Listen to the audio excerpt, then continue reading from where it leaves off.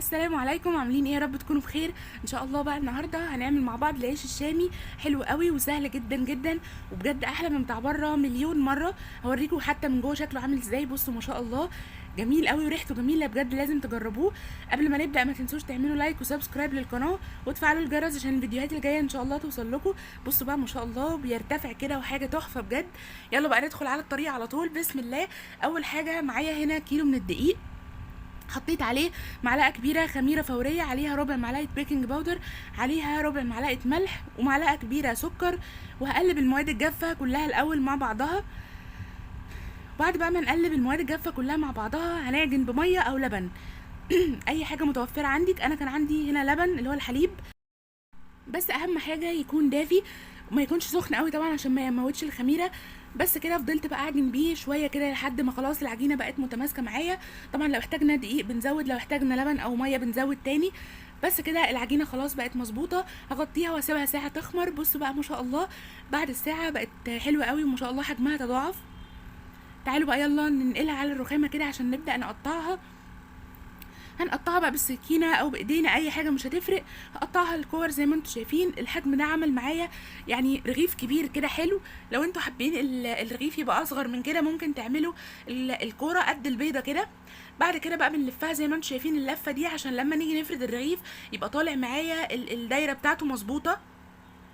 طبعا جبت صينيه كبيره رشيت عليها دقيق، وهحط بقى كل اللي انا بكوره ده عليها زي ما انتم شايفين كده، وهنغطيها. اهم حاجه في العيش ان هو كل الخطوات تتغطى ويبقى تحتها دقيق عشان ما تلزقش وفي نفس الوقت عشان ما تشققش. هنا بقى جبت اول كوره انا فردتها خالص عشان تكون خمرت شويه كمان هبدا ان انا افردها بالراحه زي ما انتم شايفين كده، لان لما هنفردها جامد ممكن تتخرم، واي خرم مش هيخليها ترتفع معايا على النار. ماشي، يبقى زي ما انتم شايفين هنفردها كده بالراحه خالص. وبعد كده بصوا بقى ده السمك اللي احنا عايزينه نوصل له في الاخر.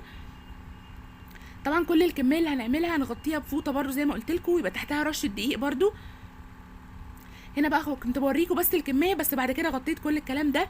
جبت بقى طاسه على النار يلا عشان نسوي. ابتديت اسوي اول واحده خالص انا فردتها زي ما قلت لكم عشان تكون خمرت اكتر. هسيبها على النار. طبعا الاول في النار كانت عاليه في الاول، وبعد كده وطيتها. اول ما لقيتها عملت فقاعات كده هبدا ان انا الفها بقى على الناحيه التانية. هسيبها برضو حاجه بسيطه كده تبدا ترتفع والفها برضو، يعني كل شويه كده بنلفها عشان الرغيف ما يتحرقش من ناحيه وناحيه تانية تبقى يعني بيضه. فهنبدا ان احنا نلفه كده كل شويه لحد ما يستوي من ناحيتين ويرتفع زي ما انتم شايفين كده.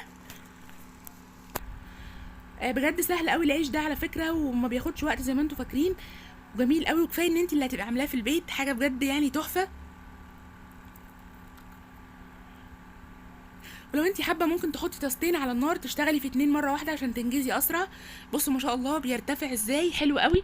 اهم خطوتين زي ما قلت لكم ان هو يبقى تحته دقيق لما نفرده، وان احنا نغطيه، وان هو ما يتخرمش مننا اي خرم عشان يرتفع.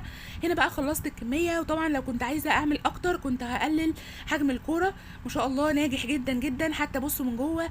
ولو انتوا قللتوا حجم الكوره على فكره هيبقى ارفع من كده من جوه. بصوا ما شاء الله ريحته حلوه وحلوه قوي قوي، بجد لازم تجربوه هيعجبكم جدا. ما تنسوش بقى تعملوا لايك وسبسكرايب للقناه وتفعلوا الجرس عشان يوصل لكم فيديوهاتي اللي جايه. وبس كده، وبالف هنا وشفا.